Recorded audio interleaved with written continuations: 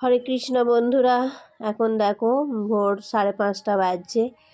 তো আমি মঙ্গল আরতি করব। তো আমার স্নান হয়ে গেছে, এবার আমি তিলক পরিধান করছি।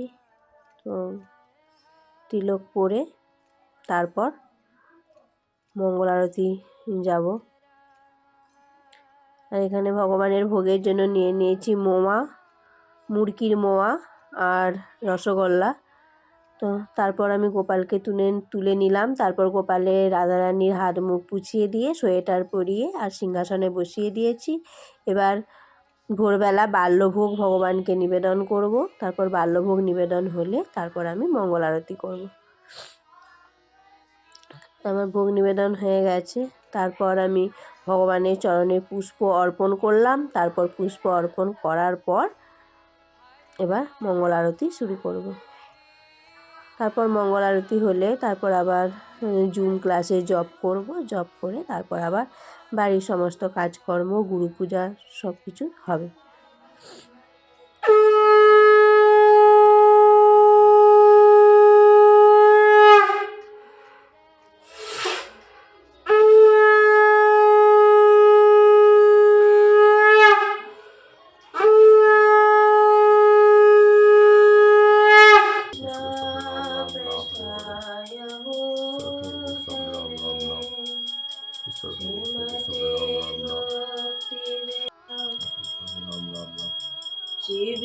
शिविगाराधना नितर मंदिर मजदादा शिविगवारा शिवारतान मंदिर मजनादा जुजतोपि वंदे गुराशी चरणारविंदा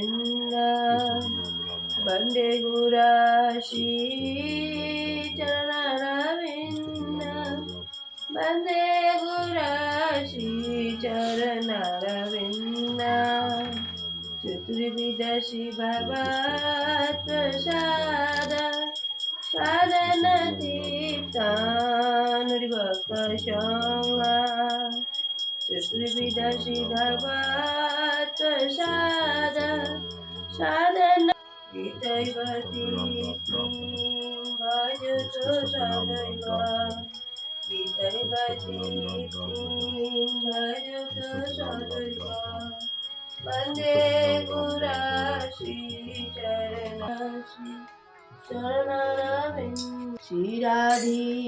তোমরা সকলে মঙ্গল আরতি দীপের তাপ নিয়ে নাও।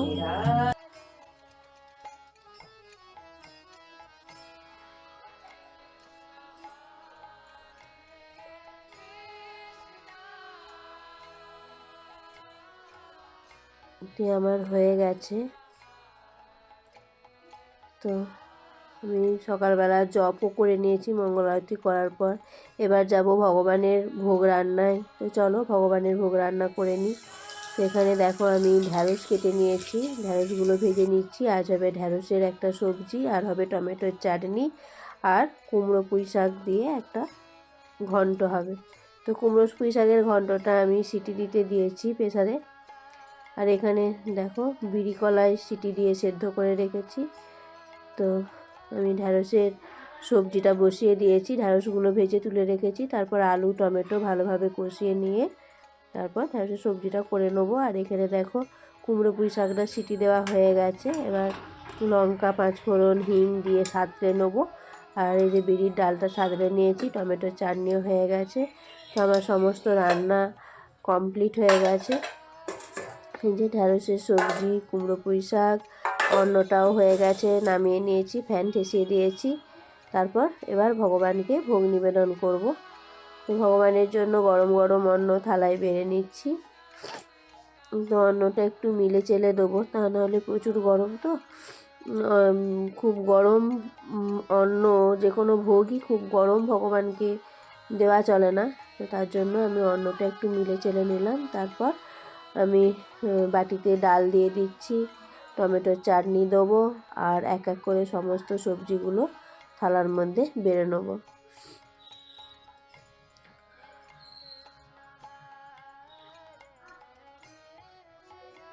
এবার ঢ্যাঁড়সের সবজিটা নিয়ে নেবো, তারপর কুমড়ো পুঁই শাকটা নিয়ে নিচ্ছি।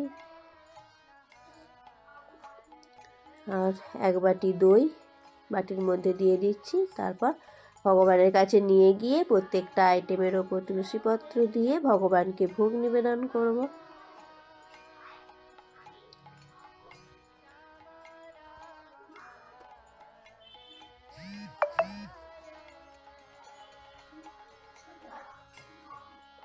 তো এই যে দেখো আমার ভগবানের ভোগের থালা পুরোপুরি সাজানো হয়ে গেছে। এবার ভোগ নিবেদন করে তারপর আমরা সকলে মিলে প্রসাদ পাবো।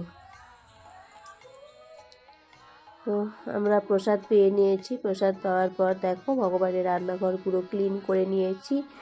বাসন টাসন যা পড়েছিল বেসিনে সব ধোয়া হয়ে গেছে, আমাদের খাওয়ার বাসনগুলোও ধোয়া হয়ে গেছে। আর দেখো আজ রোদ করেনি, বৃষ্টি হচ্ছে, তো তার জন্য জামা কাপড়গুলো সব ঘরের মধ্যে মিলে রাখতে হয়েছে। এই যে দেখো বাইরের ওয়েদার একদম মেঘলা হয়ে আছে আর বৃষ্টিও পড়ছে।